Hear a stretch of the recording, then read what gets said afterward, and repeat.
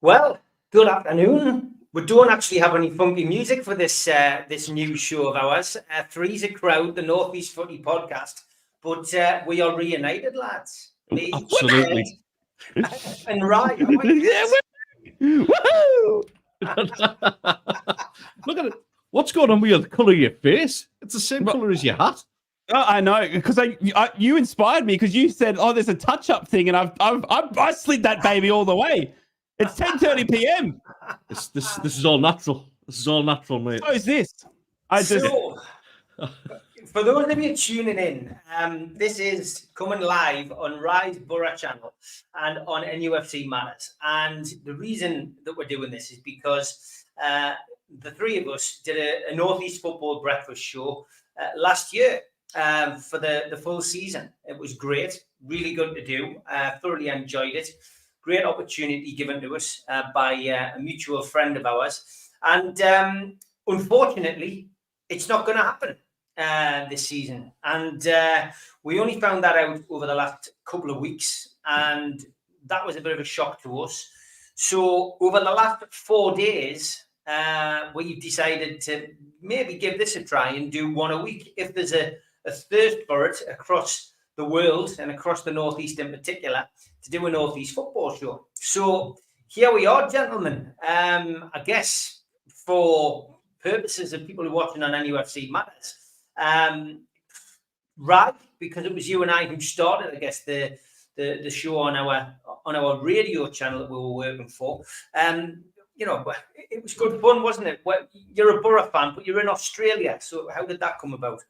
Yeah, no, look, it was fun. I absolutely loved being a part of it. It was something that it's only just, as we said, has now, going to be no longer, which is sad, but I've made good friends out of it, good friends that I will have for life. Not you, Ted, but you, Steve. I think we know you and I are pretty, will remain close. And look, I think it's been fantastic. Friends for an hour at this rate, mate.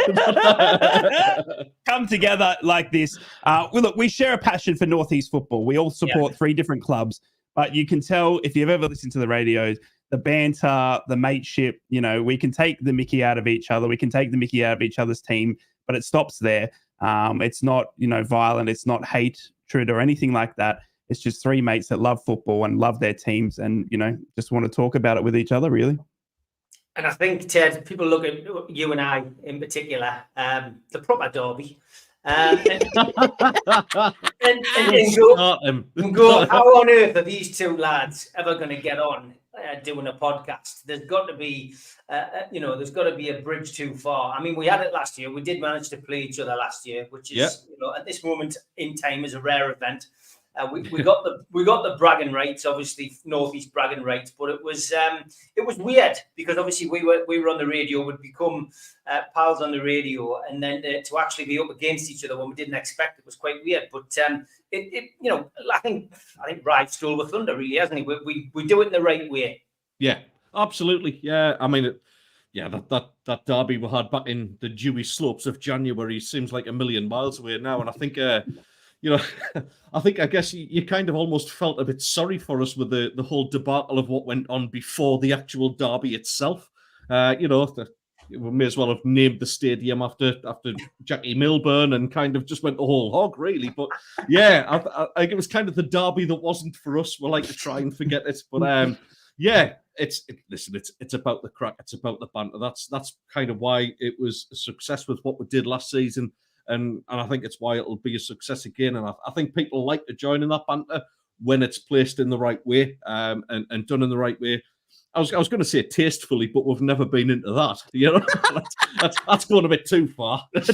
But no, I'm looking forward to it. It's great to be reunited with you lads. I think certainly the season for me when it petered out miserably was a bit of a dark one for me. But I'm looking forward to hopefully happier times for all three clubs, mate. Yeah, don't look back in anger. Exactly. Best to look at it. We've got football to talk about on this, and I think we're going to keep it the same kind of format that we tend to do for our shows. We're going to do an hour. Obviously, we've got the chat there live on Rise channel and on mine. So if you've got any questions or any stuff that you want to bring up, then chuck it in. But Championship was back on Friday, but you guys were both back yesterday. Rye, you've got your you've got your fists pumping, you're in the air. It's a long summer without football, I tell you. I don't know. It is, yeah. It's a long summer without seeing your club. Now, obviously, we had Euros. Obviously, as an Aussie, I didn't have Euros, but you guys obviously had England. You got to the final. We all know how that ended up. You know what I mean? So we had some football in there, but it's not the same without club football, without that grassroots club football. All the, for us too, obviously, the build up, Ted's got a new manager. He's got no new signings. He's got half a squad. Do you know what I mean? He's got Jack Clark on one leg. Do you know what I mean? So he was worried. But BORO going in, it's all exciting, and we were pumped. We were ready to go. And when kickoff came yesterday against Swansea, mate, it was just like a dream come true. Just knowing that now football's back and we're here for the next 46, 47 weeks with cup ties, and I just can't get enough of it. So a win yesterday for you boys. You also had a special guest on the pitch. Somebody manager last season. Yeah. We had Tony Malray coming back. He came and was in a guest appearance. It was really good to see him. He's not really done any sort of media, obviously, for those that do know Mogga, and Steve knows him well. They were train buddies. He's been obviously unwell. He's been quite sick. He had to retire pretty much from the Birmingham job. And he said that he's going to, take some time to get his health and he, spend with family, and then he'll look to go back into work. But he was there yesterday at the game, and God, he's inspirational, isn't he? He's like a boy from Redcar that gave his all for the red and white shirt, and everyone was just tear jerking and clapping. It was just fantastic to see just him come out and just show face and give himself back to the public again, because he's been hiding, so just getting his health right, and good on him. You know what I mean? So it's great to see him. And then that led into a kickoff, with Mutt saying, so we only had one new player in a team that was starting off pretty much the same as the end of last season. We had so much passion for this one, because like this time last season, we were coming into a game on the first day of the season with 13, 14 new signings, a whole new team, Michael Carrick's sort of era. This season, it's exactly the same team. We've added one, but we've gotten a new contract out of Michael Carrick. We've got a new contract out of Riley McGree, my goat. And we're just going to play some football the way the Carrick wants to play. We came away with a 1-0 win at home at the Riverside. It was packed. It was sunny. It was glorious. And we're going to win it all. Positive talk. 15,000 in, was it? Yeah, we're going. This guy. Now we'll listen to about some Regis Labrie cheese or something like that. I don't know. Yeah, hey, trip to Cardiff.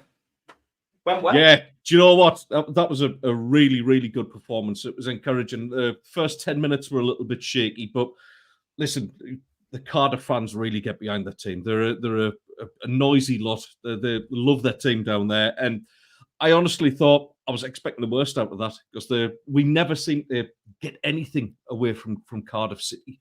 But yeah, look, after the first 10 minutes, things settled down. I thought O'Nien, barring one incident where he tackled himself on the halfway line, that was just undescribable. But the rest of the game, Luke O'Nien was absolutely fantastic. I thought Alan Brown, the new signing from Preston, absolutely fantastic in midfield. And I think, we mentioned this, we're talking about this last season, where we massively missed Corey Evans and like that calm and mature influence in the middle of the park. I just thought Alan Brown really brought that, and he freed up that role for Job to actually be more effective as an attacking midfielder. Speaking of Job, absolutely fantastic performance from him. I'm really pleased with the kid, because he played a lot of football last season and started to get a bit of criticism for being leggy. So that was great to see him. I thought Mayenda actually ran the line really well. The young striker who was on loan at Hibs last season.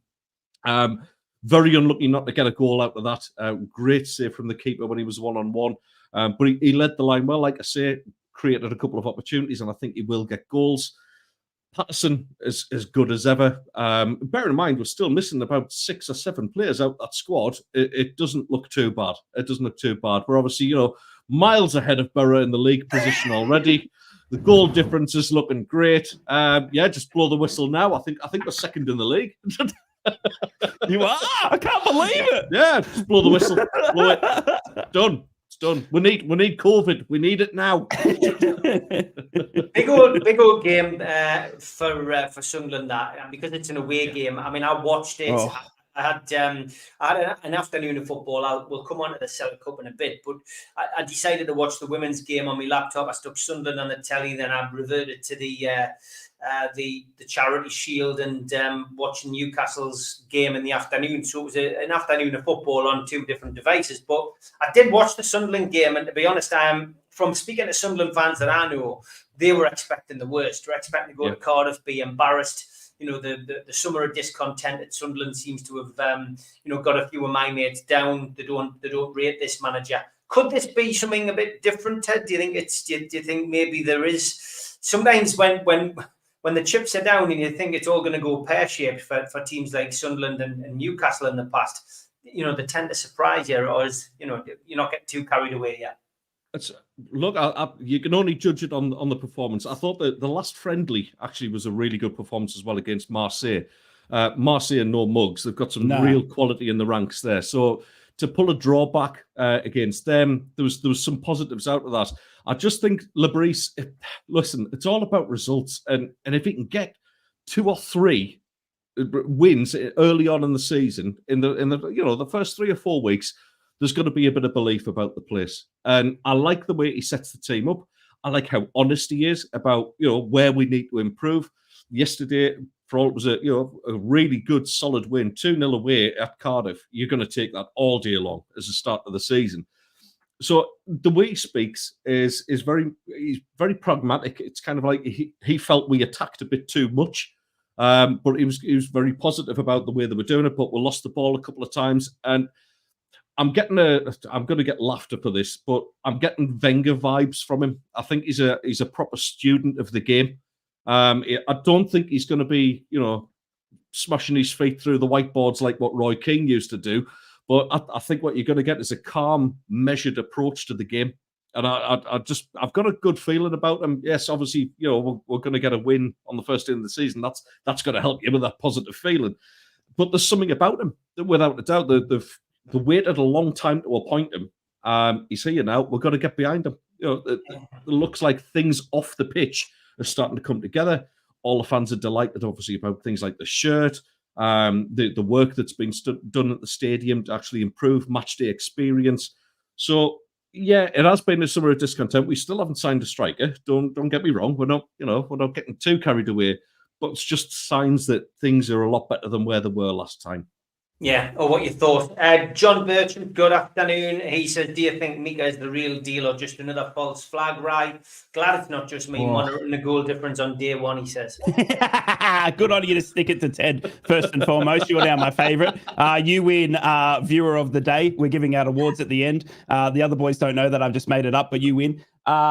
Secondly, Makai Hamilton, what a signing. We didn't get to see him come on yesterday, 20-year-old from Man City. Absolutely incredible, an astute signing from Middlesbrough. The signings we've all had have been class. Makai Hamilton, he scored in the Champions League last year for Man City, and to get a 20-year-old for a reported fee of around 3 million or under, to then turn that into a permanent, not a loan as well. It's an astute bit of business, and he's going to add so much class and flair to Middlesbrough when he comes in. 20 years old, obviously, you don't want to put the world on his shoulders, but I think it's an amazing coup for Middlesbrough. And I think, with Tommy Conway, which looks like that's going to happen in the next 24 hours, you hear Ted talking about not having a striker. Well, Middlesbrough, their squad's complete. Do you know what I mean? We're literally 1 or 2 away from having good depth. And there's a lot of teams out there still chasing their numbers, and I'm glad that Middlesbrough won't need to go into that deadline day worrying, because it looks like we're going to be literally 1 or 2 away from being done. Okay. Newcastle obviously took part in the Celtic Cup. Yeah, you Crystal Palace boys, you. This is a strange scenario when we play this competition. Obviously, Salah, one of our sponsors, but I didn't go to the games. I decided not to go. I spent a lot of money going, obviously, my season ticket and going to away games. So I decided to skip the Celtic Cup this year. And Newcastle, played 2 completely different squads on both days. Won the first game 4-0, won yesterday 1-0, retained the Cellar Cup. We saw youngsters have a run out who haven't played. For Newcastle's first team, it was great for them to get an opportunity to play in front of 30,000 plus at the ground. Only downside, I guess, of the 2 days was that Fabian Schär limped off. Looks like an ankle sprain. Hopefully, won't be too serious. Luckily, for Newcastle, no other injuries going into next weekend's game. I think the big concern is always going to be Alexander Isak. He's just such a level above what we've got up front. But overall, I've got to be honest, I'm quite happy with the way that Newcastle's pre-season has gone. I think the trip to Japan, which some people felt was a bad idea, I think worked out well. We don't have European football this year. We don't have to worry about these kind of trips, but it's exposing Newcastle to a different market and new fans. And I think the thing that stood out about the Japan trip was that it's just the passion of the fans out there. And, it was amazing to see, hundreds of Japanese fans, word for word singing the songs and stuff. This wasn't like a sugar-coated PR stunt. It was genuine people who live in Japan who wanted to see Newcastle United. And I thought that was great. But transfer window for Newcastle, it's still open and we're still ready for business. And I think you're mentioning Crystal Palace. You're obviously referring to Mark Gahey, who has done so well in a short space of time at Palace. So good. Done well for England. Yeah. And Newcastle, again, we're led to believe from some of the media reports today, going back in with another bid. So I think they'll get him. I think reading between the lines, listening to Eddie Howe at his press conference pre-match and post-match, I genuinely think that Newcastle will sign this player. I think he will come in, and I think that's what he's referring to when he's saying you've got to go for quality sometimes rather than quantity. So I think they'll be happy if it can bring Mark Gahey in. I still think there'll be another player come through the door, but I think depending on what they spend on Gahey depends on what they spend on a right winger. And stories emanating from places this morning saying that Almiron may be staying. Okay.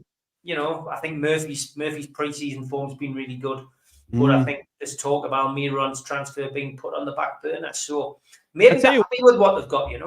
I tell you what, Stevie, and I've got to talk to you because this is like a burning to chat to you about this. Obviously, seeing Newcastle early in the transfer window having to let go of a few players to come in, obviously, into that financial fair play, seeing the likes of Langstaff and that go, sorry, not Langstaff, but, seeing players go out the door, and then you look at Chelsea signing their 43rd keeper.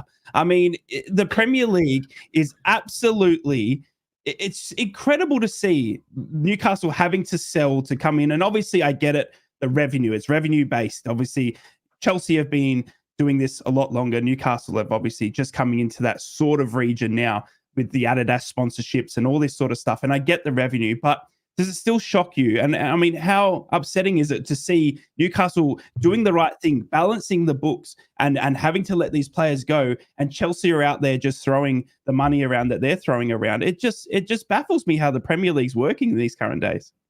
I think it's interesting, that you bring Chelsea up.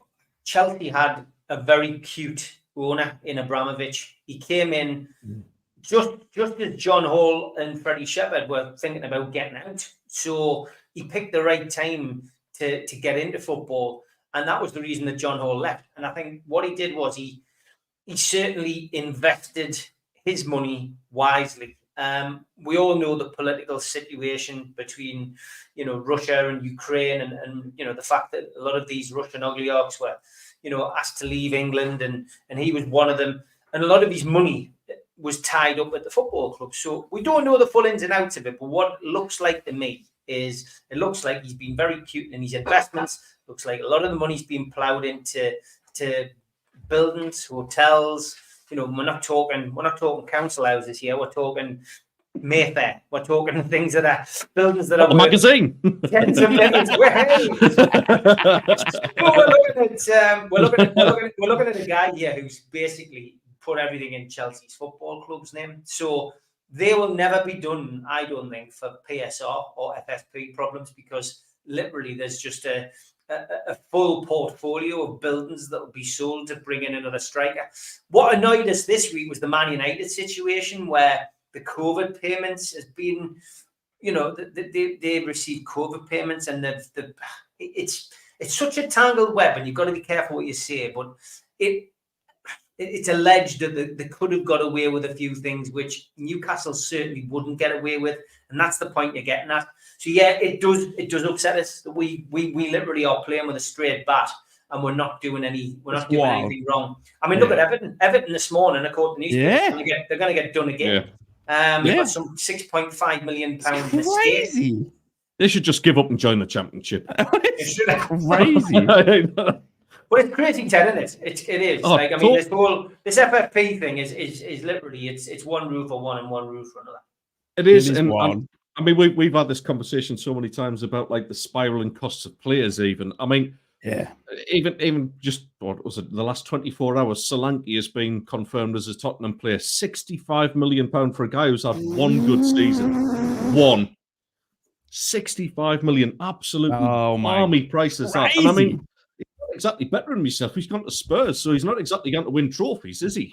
It just seems like a very, very strange move. It's the whole FFP thing. It's going to rumble on. You know my feelings on it. It's been scrapped completely until they could actually look. I'll redact that. Actually, either scrap it completely or just get it right and make it fair. And actually, you know, this whole thing with Man City kicking the can down the road for another couple of months because they've got lawyers who wear more expensive suits than what Nottingham Forests do. It just doesn't sit right. And I actually expected more to come from the end of the season in the Premier League. I thought we'd actually see, you know, maybe somebody else getting relegated because somebody else is going to have points deducted. It didn't feel like the end of the season because you had all this financial fair play rubbish rumbling on in the background. Yeah. It just needs either clarifying or scrapping altogether. Because, like you say, as much as I take no comfort from Newcastle doing things properly. Nah, exactly. Exactly. But yeah, they have done it properly. And if they do sign Guehi, I said to you, Steve, I think that'll be a fantastic signing. Because aside from Declan Rice, I thought he was England's best player in the last tournament. I really do. He had a great Euro. I thought he was He did have a great Euro. Yeah, he was exceptional. And that's it's the incredible. sort of player that you need. But it's incredible to see. Yeah, it is. To be linked with those types of players. But just to wrap it up, honestly, Steve, obviously I've been, you know, ever since we three came together, I keep an eye on Sunderland, I keep an eye on Newcastle, Northeast, you know, sort of thing. And it's just incredible to see Newcastle having to sell and do the right thing. And then you've got other teams being able to just splash the cash. It just doesn't seem fair, and that needs to be balanced. And I hope that it will. But now you see Newcastle, they've done that. Now they can move for their big targets in Guay and stuff like that. And I hope, I hope that you get that done because, geez, what a centre back pairing that'd be. I'm not upset that we lost Elliot Anderson. Look, you can't keep everybody. You've got to move players on. I'm not going to cry any tears over Minty. We never saw him play. He played in the Dutch league. We know how poor that league can be at times. Good luck to him at Brighton. That's all I'll say. Good luck to him. We have encouraged questions. We've got a couple coming in. Barry Hogan, I did see yours earlier, and we're not going to be on the airwaves anymore, mate. That's why we're doing once a week on our respective YouTube channels. So sadly, Unless a radio station is looking out there going, do you know what? This format works. Digital Raj Inc. says, which of you three has the most realistic expectations for the season ahead? So I guess we've got to find out what our expectations are. Who wants to go first? Well, I'll take this one. As the only realistic one out of the championship pairing. Because he's going to say, we're going to get promoted with 200 points and all that sort of rubbish. So we're going to win every game 5-0. Yeah. Apart from the first one where you struggled against a poor Swansea side. Yes. Honestly, after the last couple of games, I think there's an outside chance of getting to the playoffs. I really do. I still think there's investment needed there. But with a full squad, Dan Ballard back, him to come back in, I honestly think we can make the playoffs. I really do. If they keep everybody fit and they invest properly. Yeah, it's going to be interesting. I mean, looking at Sunderland, I was to the back end of last season. We all saw what happened with them, just to wrap this up. And I was worried for my boy Ted, honestly, going in, just because, and I said this on my stream yesterday, people were asking me going, gee, Sunderland are leading 2-0. I'm like, this shocked me because I honestly thought they might struggle. New manager again after, the third in the tumultuous past 12 months or so, but they came and performed. And and keeping Bellingham and Jack Clark is key. Is big key. You're trying to be realistic to them, you know what I mean? And they've gotten Patterson. They've now got those, is it that French striker you're looking at? That'd be a big coup for them as well. So look, Sunderland realistically could be top half of the table quite easily. On to Boro's expectations. It's what Michael Carrick said all along. We're going for promotion. We're going to be up in that top 2. We've spent a lot of cash. We've kept a strong squad together. We've offered Riley McGree a 4-year contract. We've given Michael a new 3-year deal. We've gone and spent the cash on Aidan Morris. We've committed Latte Lath again. Do you know what I mean? With all the transfer rumors he's had. So we're trying to keep that core together. And we're spending, big money on lesser players sort of thing, and we're trying to, it's got to be, it's got to be a promotion push. We've got to be up there. We had a shocking start to last season. We had a shocking Christmas run.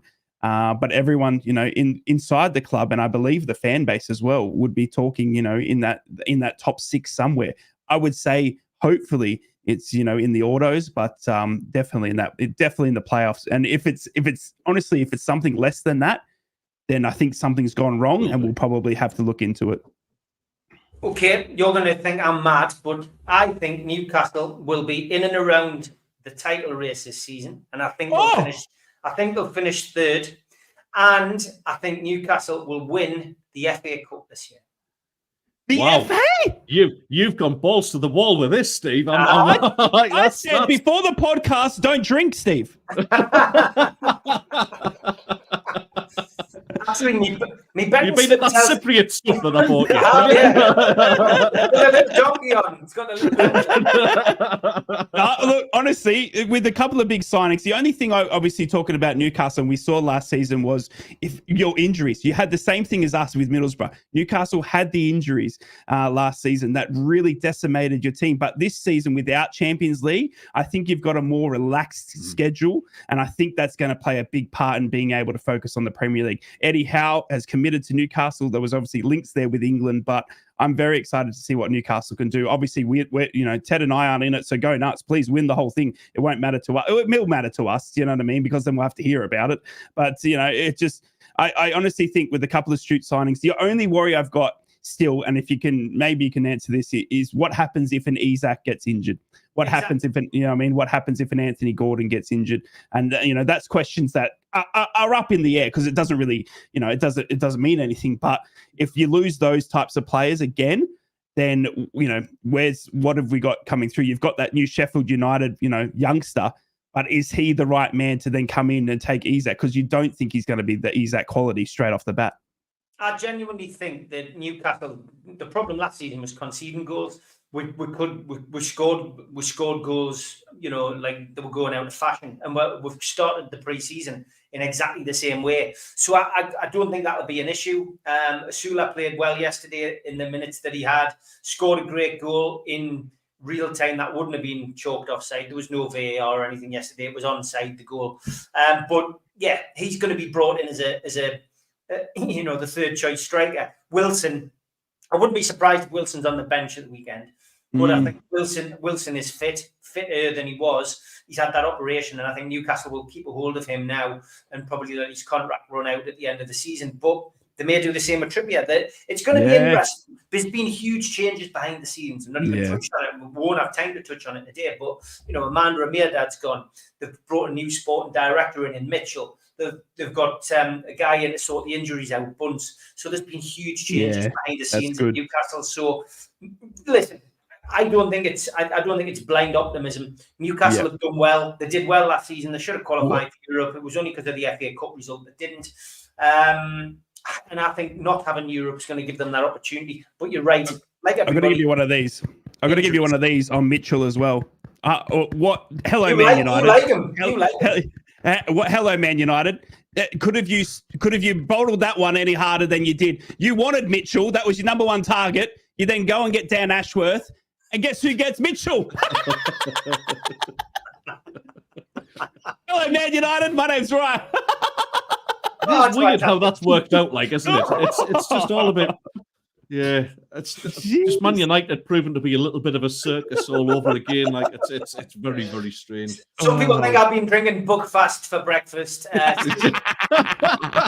Stephen Owen thinks I've been drinking Newcastle Brown. Davey T, a Newcastle fan, says Borough have got latte up front. Sunderland have got flat white and no sugar. Still scored more than the Borough. Anyway. All right, talk to me about transfers for you then, Teddy boy. Obviously, there's not been anything major. There's Jack Clark on the table potentially for Ipswich. We're waiting to see what happens there. It's died down. Bellingham we think he's not going anywhere. There was a lot of talk earlier on, but it looks like he's gone, no, I'm staying here. I'm committed to the project, which is massive. What are we looking for Sunderland in the next couple of weeks? Obviously, you've only got 2 or 3 weeks to add to that squad. Obviously, it's a striker, you're telling me, but 2 goals against Cardiff. Is that fear lessened now?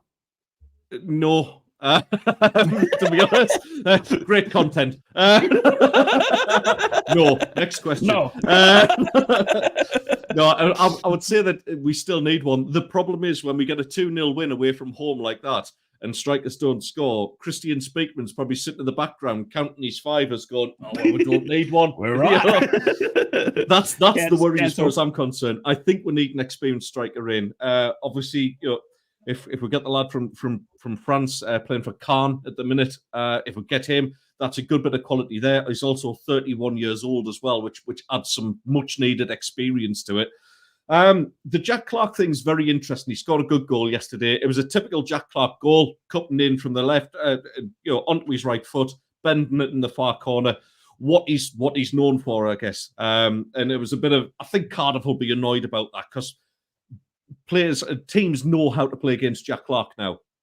The biggest thing for me, that was the biggest plus, was the fact that Paddy Roberts looks like he's back to his best.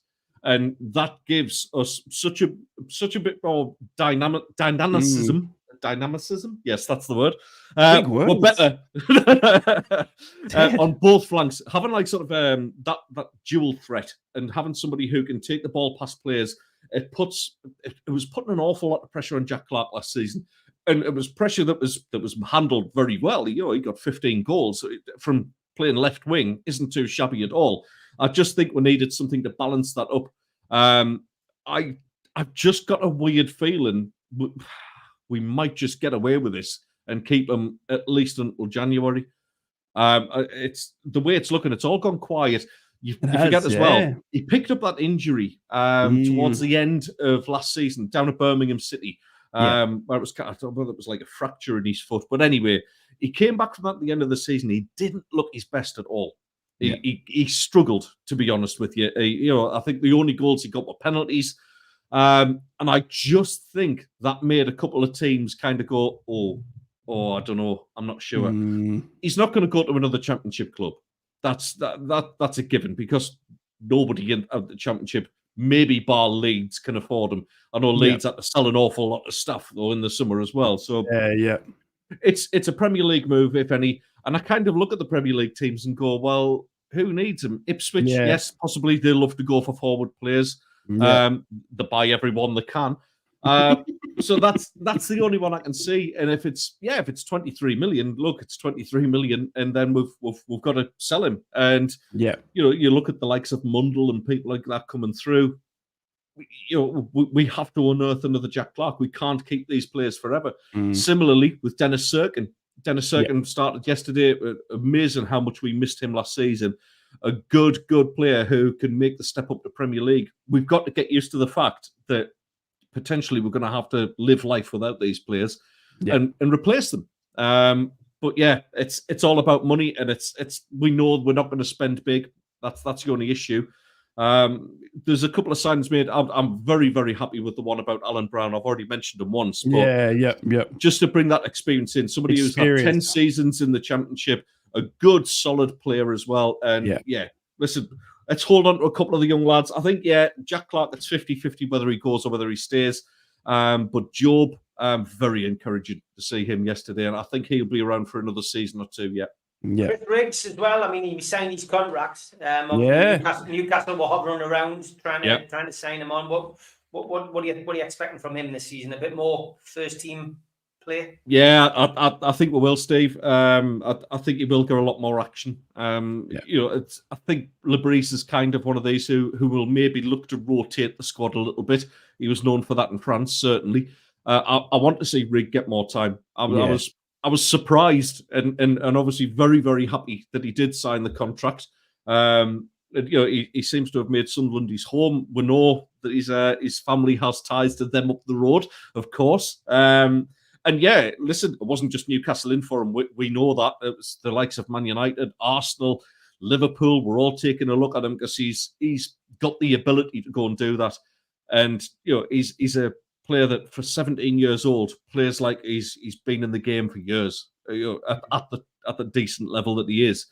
And yeah, listen, he's a one for the future still. Like I say, 17 years old, but what he's shown so far is just tenacity and tackling. He's got bite about his game. He's an old head on young shoulders, I think, and they're very, very rare to find them. I make the comparison with the likes of Jordan Henderson. Maybe there's a little bit of Steven Gerrard about him as well. As a young player, I'm not saying he's the complete article yet, but I think he's got the ability to go a very long way in the game, and I think it's important that we keep players like that and help them develop, and obviously it helps us develop as well. Yeah. The Pompey Leeds game was a proper by the way. Last 3-3, wasn't it? Wow, incredible. Sammy Silvera out on loan from Borough, the Aussie that I got to announce for the club last season. I'm watching Pompey a little bit closer now, just because Steve hates him as well. Ted hates him as well.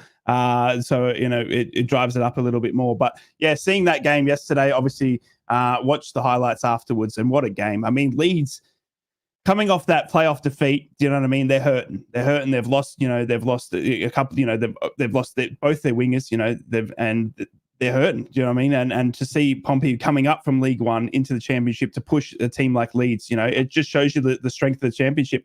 Derby on the Friday night, obviously coming up as well. They lost to Blackburn in a 4-2 game there as well. But there's goals. Do you know what I mean? And it's incredible to see Portsmouth back in the Championship after, was it 12 years or something? It's been a long time since obviously they went down and had those, that financial stuff. So yeah, no, it's going to be interesting, the Championship this season, because it's the glory of it. It's just like the Premier League, isn't it? You don't know how those teams, the crazy thing with the Championship is we've got teams that come down from the top, and we've got teams that come up from the bottom. And last season, the team that came up from the bottom was Ipswich, and they went through and blasted everyone and then went through again, sort of thing. So we've got this crazy balance of finding each other out for the next few weeks, because we've got teams that have been relegated that are going to probably, have still got Premier League teams, and we've got teams that are on a winning high coming up from League One. And you just sort of find that out, where the Premier League, you kind of expect that the three teams coming up are going to struggle, and then that's it, and then you got the top 6, top 7 now that are just going to battle it out, where the Championship is just about finding each other out. And last night we saw that with Leeds and Portsmouth.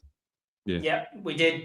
Barry Hogan, who used to listen to us on a morning, he has posted a question earlier. He says, guys, we were once known for great strikers coming from all three Northeast clubs. Why do you think all clubs are struggling to find a homegrown striking star? Surely they are out there somewhere. Ted, we don't find them in the bushes anymore. It's a bit like Mayfair. God, I was just going to go down a whole line there, and I'm not going to do it. Do you know what, Barry? It's a great question, mate. And I think we have to blame the likes of Mourinho and Pep Guardiola for this, because it's not just us. I think teams play without strikers a lot more now. It's this whole, the false nine is being probably the death of the natural striker. I think it's why why England kind of huffed and puffed a little bit in the Euros as well. There's not ready-made replacements, and the strikers actually play in a completely different way now as well. Even if you have somebody who's classed as a striker, you tend to see them dropping deeper. They're more involved in link-up play now. So yeah, we don't see them. You're absolutely right to point it out. And I think because of the changing systems and playing more of a tiki-taka rather than a wiki-waka, that's part of the reason why it happens. I would love to see it. Don't get me wrong, because we do need that. We absolutely do need that. The days of Gary Rowell for us, and obviously Shearer for the Geordies. I can't remember. Did Borough ever have a decent striker? Bernie Slater. Bernie. He works on a radio station somewhere. I think Brian Clough. Obviously, Brian Clough. There's an absolute monster of a striker that he was. Those days are going, and it is a bit of a shame, because there's nothing better than seeing a local lad banging the goals in for fun. We had the likes of Craig Russell over the years and people like that who are not prolific strikers, but it's great to see when it does happen, and we do miss it, and hopefully, with that academy in full swing at our place, maybe we might just unearth a hidden gem somewhere along the lines.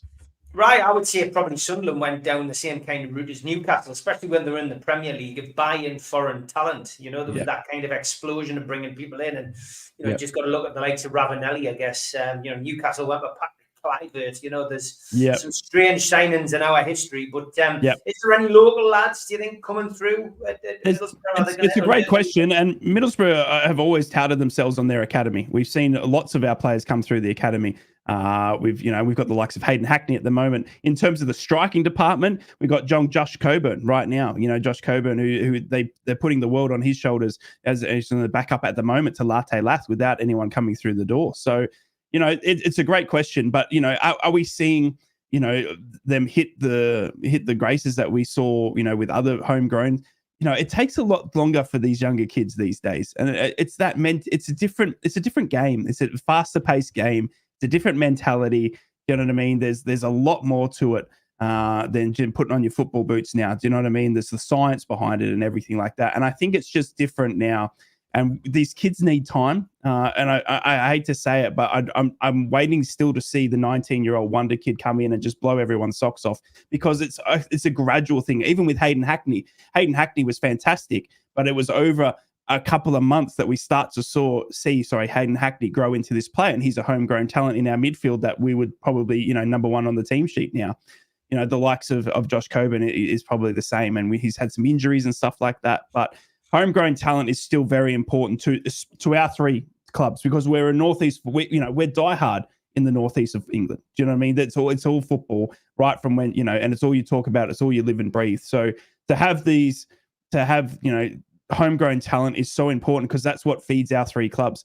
You know what I mean? When you've got these silly financial fair plays, and you've got the inevitability of finding a Jack Clark and then losing him for 23 million, to have the likes of us with Latte Lath, who's been here 6 months or so scoring like crazy, and now he's already been linked with all these other clubs. It's just the nature of our teams that we get good talent, and then it just goes. So to have those academy, those local grown talents that want to play for our clubs and stick and go through to the end, it's essential. And I think we will find a couple definitely coming.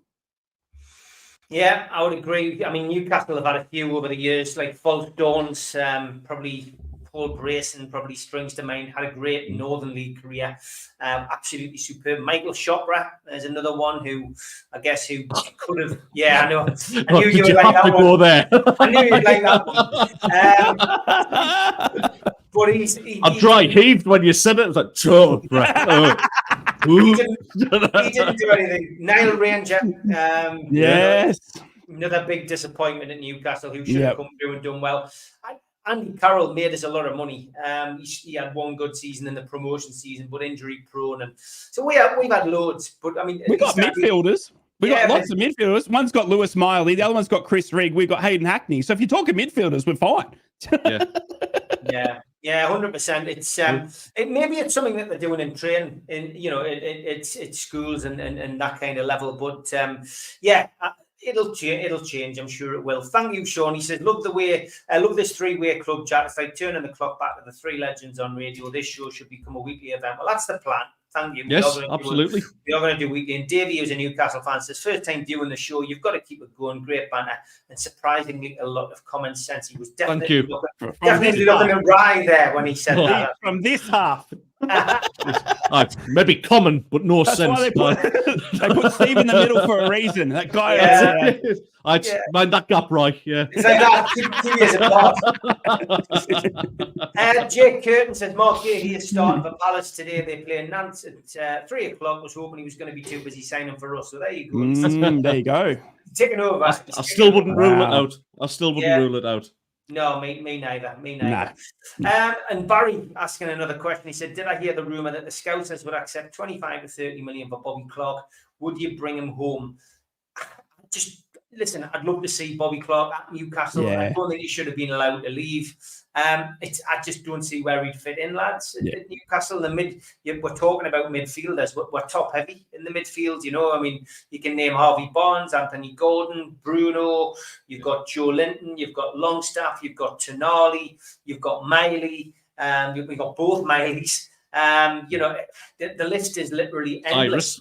Lewis Hall, who we spoke about loads on the show last year. In every friendly game, more or less, has been played as a holding defensive midfield player. So, Bobby Clark, I can't see him coming back, Ted. And I mean, it's maybe he could fulfil the prophecy, though, Steve, and sign for Newcastle and then eventually sign for Sunderland, like where his dad did, and just keep him away from daft t-shirts. That's it, yeah. Clarky, if you are watching, like I still love you. I still love you, even though your dress sense was shocking. I can't see Bobby Clark coming back, right? I don't think Newcastle would be looking at that either. No, I don't think so. And as you said, I think you're just too stacked. It just wouldn't make sense. I don't think Bobby Clark comes into Newcastle right now and makes the team. Do you know what I mean? The first team with the depth that you've got. You know, it's an interesting week. You're leading up to your first game. Premier League kicks off by this time next week when we're doing it. You would have played. You know, I think Saturday or Sunday kickoff. Saturday. Yeah. So you know, it's a big week for Newcastle. Will they get Makai and will they sign anyone else? I think you're pretty well set. You know, if you get Mark in, do you put the checkbook away? I'm not too sure. You'll know better. I know Trippier's being linked to West Ham now. You know, so that's outgoings might determine the incomings and all that sort of stuff, like we always say. But you know, I think Newcastle aren't after a Bobby Clark right now. Again, homegrown. You're always going to talk about it, aren't you? And I'm sure people at the club, I know our recruitment staff always say if they're from Middlesbrough, we're always going to have a look. It's the same for Newcastle and Sunderland. If there's a Sunderland or Newcastle player out there doing well for someone else, you're always knowing about it because it's always talking about it in the community, in the football club and stuff like that. So yeah, watch this space. But at the moment, I can't see a Bobby Clark coming into Newcastle. It just doesn't make sense right now. Danny Boy says, is Longstaff good enough, though? He's not the next level you Geordie boys need. Unfortunately, he gets a lot of stick. He's a very good holding midfield player. He's very like Scott McTominay for Manchester United, who Newcastle are constantly linked with. I don't think he's any better. But Longstaff is one of Eddie's most trusted players. You hear it every time he talks about him. And he scores goals. He might not score a half goal, but he'll score goals at important times. My team next week, I still think he'll play Pope in goal. A lot now depends on whether Fabian Schär's injured. I'd be very surprised if he plays Trippier right back with Livramento playing the whole pre-season. I would imagine Livramento would feel hard done by as well. Left back's going to be interesting. Is he going to play Kelly and give him his debut? I think Lewis Hall has done enough to deserve a starting place, and I would play him left back. Hopefully Fabian Schär's fit and he'll play Dan Burn and Fabian Schär alongside each other. But if he doesn't play Fabian Schär, I think he'll play Emil Kraft because he's never let him down, and that's who we finished with at the back end of last season. It's centre half. I don't think he'll put Kelly in at centre half. Midfield, I think, picks itself. I think Longstaff definitely plays alongside Bruno and Joe Linton. That makes you three in the middle. I think left-hand side of the pitch will be Anthony Gordon. Right-hand side of the pitch, purely because of his goal-scoring performances and the way that he's played in pre-season, will be Jacob Murphy. And up front, it's going to be Alexander Isak. That's your starting 11 next week. If Eddie Howe surprises me, I can only imagine that it'll be giving somebody a start that we never expected. I don't think he'll play Lewis Hall midfield. I can't see how he can with the players available.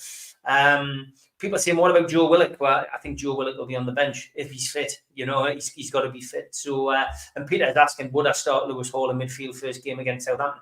He's done enough to start. I would play him at left back. And we've said it already. It's academic. Injuries will happen. things will happen during the season that we'll never know, what's ahead. But there will be big changes, I'm sure, and Lewis will make a chance in midfield. I want to talk a little bit about Mugger. You mentioned him earlier on digital. Yeah. As said, they're good to see Tony Mowbray up and about yesterday. He looked well, right? He really did look well. He did, and he spoke well as well, and it was inspirational. Do you know what I mean? To see a legend of your club come back after a big hiatus. We were talking about it towards the end of last season, weren't we? Together, hoping he was well, and had anyone heard anything? We had Bernie Savin coming out and say, I've spoken to him. He's doing well. He's in high spirits, but we just don't. You just didn't see it.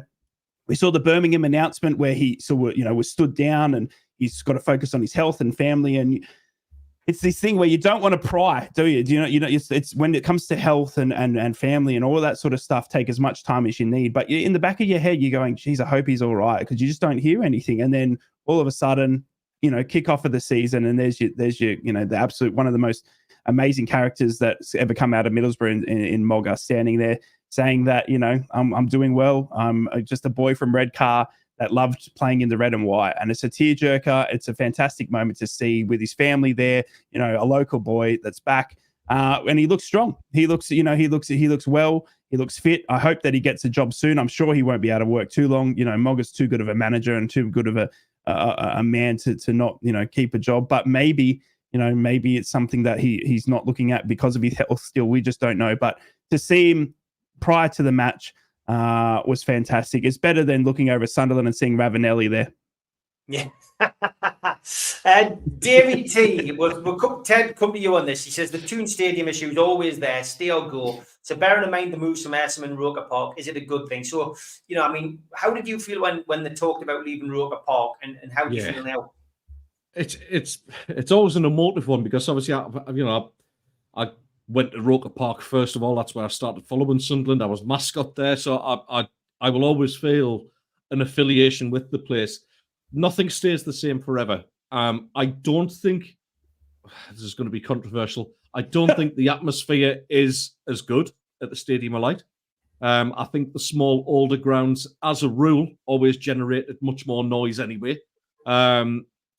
Listen, sometimes it's got to be done. I think, we're still tinkering with the stadium now to kind of get the best out of it in terms of, making that a bit more intimidating a place to go.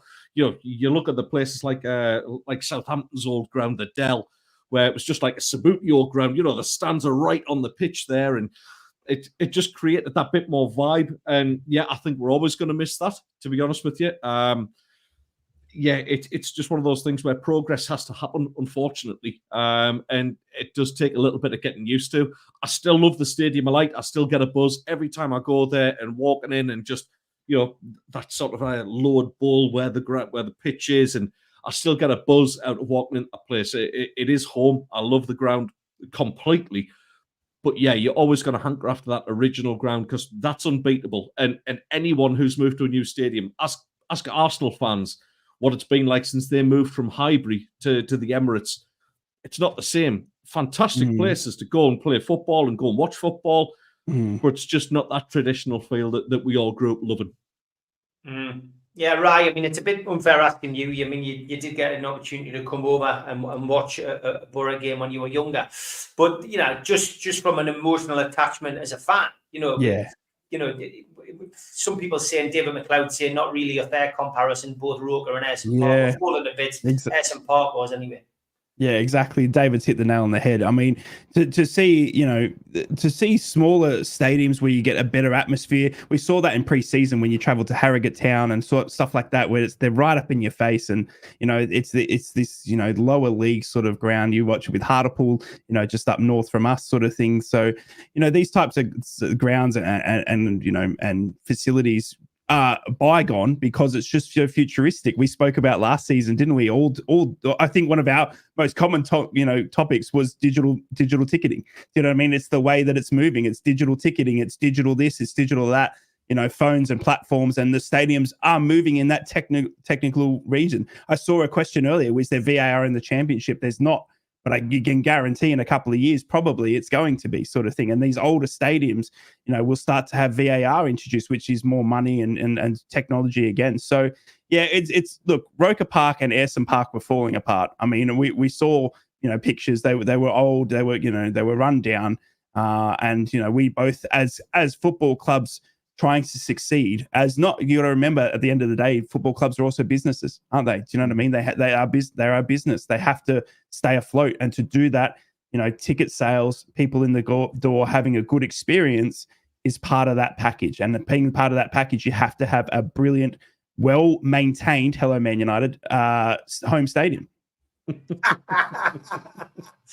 Got about You're 5 sticking minutes. it to them today, mind. I He always does. He always does. So we've got 5 minutes left, lads, of our very first show. Carabao Cup this week for yes. Leeds against Borough. Rice. We'll come to you first. Leeds versus Middlesbrough. How do you see that one going?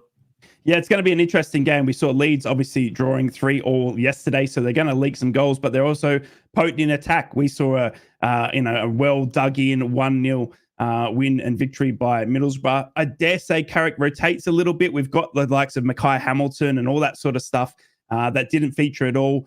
Carrick only made a couple of substitutions late and sort of left it as is. So whether those guys, continue or not, I don't think so. But it's a tough ask. Leeds United are expecting to go up first or second in the championship. So it's a real test to see where we're at. It's not going to be an easy run.